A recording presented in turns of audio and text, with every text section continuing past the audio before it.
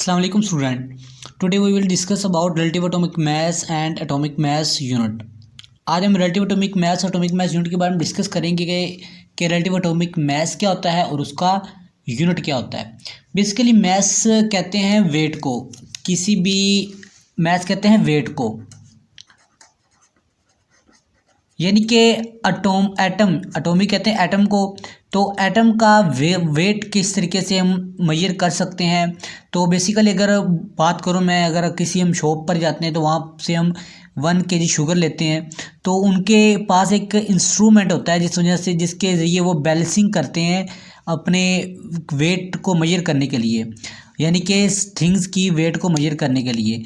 जबकि जो एटम्स है, एटम्स एक बहुत ही स्मॉल पार्टिकल है, इतना स्मॉल होता है कि हम उसको आम आँख से देख भी नहीं सकते। तो हम उसका मैथ जो हम किस तरीके से मेजर करेंगे, बेसिकली आज हम इस चीज़ के बारे में डिस्कस करेंगे। तो अगर रिलेटिव एटॉमिक मास बेसिकली ये होता क्या है, ये रिलेटिव एटॉमिक मास जो है एलिमेंट का, ये होता है average mass of atom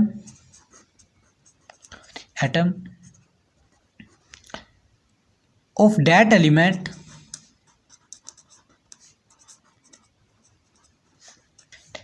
as compared to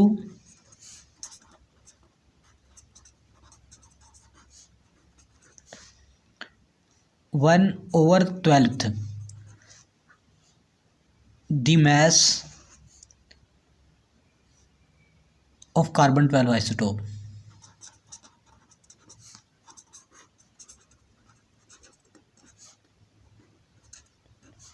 isotopes.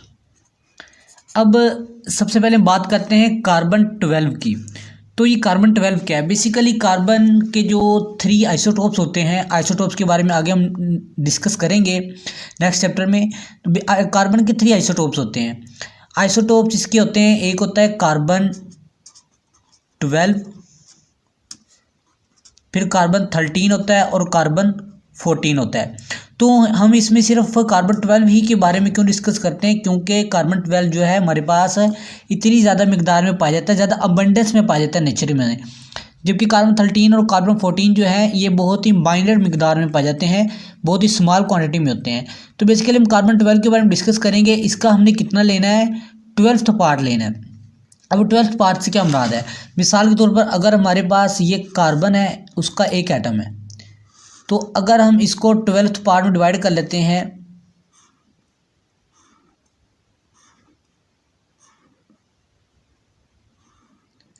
One two three four five six, एक ज़्यादा बन गया, तो ये इसको हमने ये 12th पार्ट में डिवाइड कर लिया।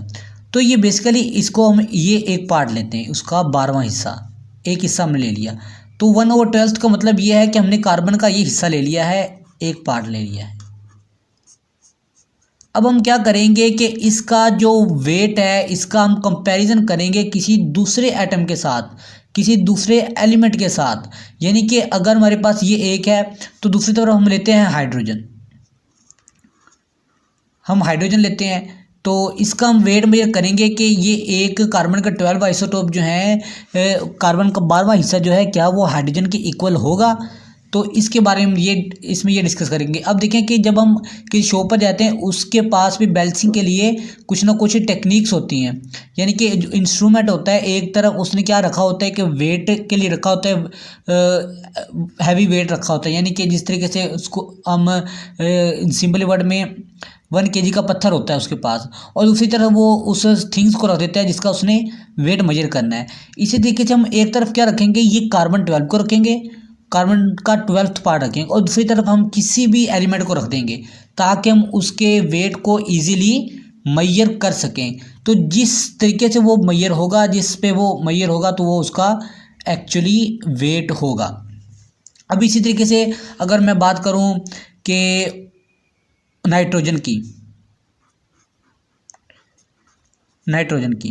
तो अगर हम इस तरीके से, अब देखिए कि ये कार्बन का 12 पार्ट है, इसको मैंने ऐसे किया कि इसका वेट मेजर करने के लिए एक तरफ मैंने ये रख दिया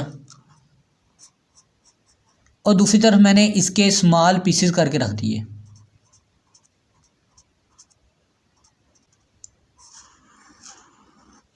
स्मॉल पीसेस मैंने रख दिए। तो ये इनका वेट आपस में इक्वल हो गया, क्योंकि इसका भी वेट उतना है 12 है और इसका भी उतना है।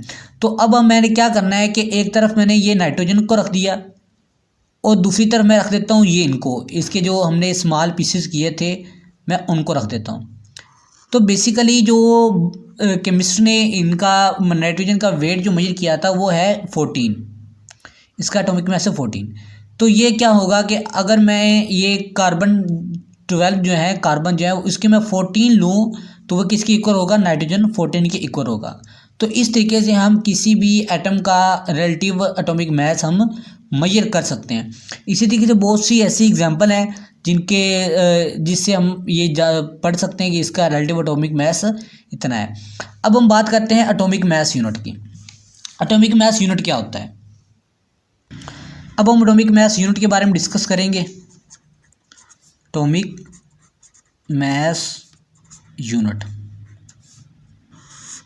एटॉमिक मास यूनिट ये बेसिकली ये इसका रिलेटिव एटॉमिक मास का ही ये यूनिट है जिसको हम जाहिर करते हैं AMU से। तो 1 AMU ये किसकी इक्वल होता है? ये साइंटिस्ट ने इसकी कैलकुलेशन की हुई है। ये इक्वल होता है 1.66 इंटू 10⁻⁻24 ग्राम। तो ये बेसिकली ये उसका रिलेटिव एटॉमिक मास 1 AMU इतने ग्राम के इक्वल होता है। ये माइनस में कितनी माइनर सी मिकदार है, तो इससे आप अंदाज़ा ये लगा सकते हैं कि एटम का मास जो है बहुत ही स्लाइट सा होता है, जो हमें जिसको हम वाज़े आँख से देख भी नहीं सकते। अगर सिंपली इसकी मैं एटॉमिक मास यूनिट के डेफिनेशन की बात करूं तो unit which is used for relative atomic masses is called atomic mass unit, और इसका सिंबल जो है AMU होता है और which is equal to 1.66 into 10⁻⁻24 gram. अब मिसाल के तौर पर अब साइंटिस्ट ने क्या किया है कि कुछ एटम्स के जो मास है वो कैलकुलेट किए हुए हैं। For example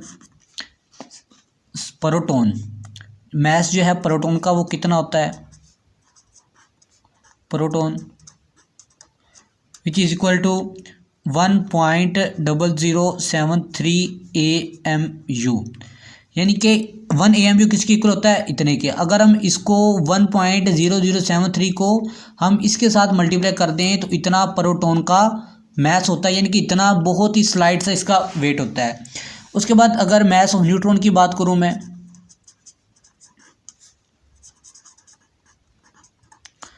which is equal to 1.0087 AMU, और अगर मैं इसको उसके साथ मल्टीप्लाई कर दूं तो ये आप अंदाज़ा खुद ही लगा लीजिएगा। उसके बाद मास ऑफ न्यूट्रॉन इलेक्ट्रॉन ये इक्वल होता है 5.486 इंटू 10⁻⁻4 AMU। तो ये मास प्रोटॉन इलेक्ट्रॉन ये बेसिक 3 एलिमेंट्स हैं जिनका मास हम कैलकुलेट करके बता दिया गया है कि इनका मास इतना होता है। अब मज़ीद इससे हम क्या करते हैं, एक एटम का कोई भी एलिमेंट है, हाइड्रोजन है, इस तरीके से नाइट्रोजन है, उनके हम मास मालूम कर सकते हैं। तो ये था आज का हमारा लेक्चर।